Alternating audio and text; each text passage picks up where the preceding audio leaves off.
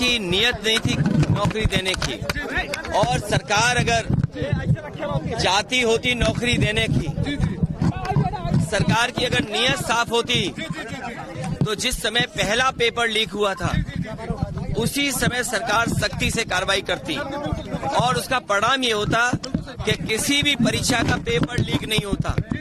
और आज केवल पुलिस भर्ती के पेपर लीक के आरोप नहीं है, बल्कि आरओ एआरओ की जो भर्ती हुई उसमें भी बड़े पैमाने पे छात्र नौजवान धरना देकर के बैठे हैं लोक सेवा आयोग के सामने।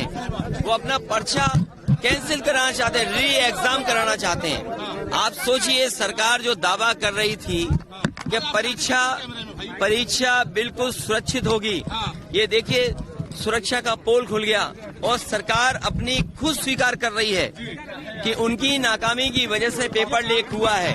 इनकी नीयत साफ नहीं रही, जिसका परिणाम यह है कि नौजवानों के भविष्य और नौजवानों के सपनों के साथ ये सरकार खिलवाड़ कर रही है। और ये सवाल 60 लाख 50 लाख का नहीं है, इससे जुड़े हुए 2.5 करोड़ परिवार के लोग हैं जिनके साथ बीजेपी ने धोखा किया है। आने वाले समय में यही परिवार भारतीय जनता पार्टी को उखाड़ फेंकने का काम करेंगे। देखिए, ये निर्णय जो आया है ये अधूरा निर्णय है। पहला, जो 6 महीने की अवधि दी गई है उस पर विश्वास किसी भी कीमत पे नहीं किया जा सकता, क्योंकि हर नौकरी हर भर्ती में उत्तर प्रदेश के नौजवान और युवा को ये सरकार लगातार ठगने का काम करती चली आ रही है। और इस देश की जो न्याय व्यवस्था है उसका मूल मंत्र जो है, मूल जो सोच है, उसमें से एक है कि अगर न्याय मिलने में देर है तो वो भी अन्याय की कैटेगरी में आता है। तो अगर सरकार ये मान रही है कि पेपर लीक हुआ है तो सबसे पहले ये सुनिश्चित करे कि जो छात्र हैं उनको इसी प्रवेश पत्र के माध्यम से अधिकतम 15 दिन में, या कह लीजिए कि लोकसभा की अधिसूचना लगने से पहले ये पेपर दोबारा करा दिया जाए। दूसरा, इस प्रदेश की सरकार में बैठे जो उप मुख्यमंत्री हैं वो सिरे से नकार रहे हैं कि पेपर लीक हुआ, लेकिन माननीय मुख्यमंत्री जी का निर्णय कहीं ना कहीं उस व्यक्ति को संदिग्ध करता है। तो मैं तो माननीय मुख्यमंत्री जी से को भी चुनौती देती हूँ कि ये तो आपकी साख पे बट्टा है।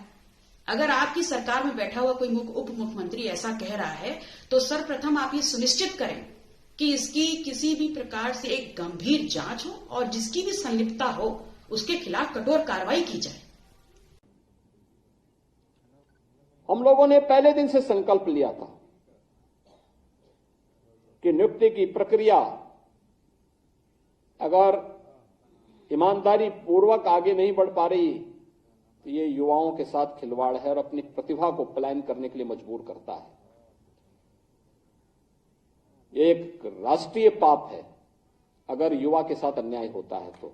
और जो भी पहले दिन से हम लोगों ने तय किया है कि युवाओं के जीवन और उनके भविष्य के साथ जो खिलवाड़ करेगा, हम लोग भी जीरो टॉलरेंस की नीति को अपना करके उन तत्वों से उतनी ही सख्ती और कठोरतम तरीके से निपटने का काम करेंगे जो हमारे युवाओं की भविष्य के साथ खिलवाड़ करने का दुस्साहस करेगा। और सरकार ने जो कार्रवाई प्रारंभ की है, प्रारंभ में भी की थी, अब फिर एक बार और कार्रवाई हम लोग करने जा रहे हैं ऐसे लोगों को खिलाफ। क्योंकि हम लोग तकनीक का उपयोग करते हैं तो हम लोगों के समान ही वे तत्व भी तकनीक का उपयोग करने लगते हैं।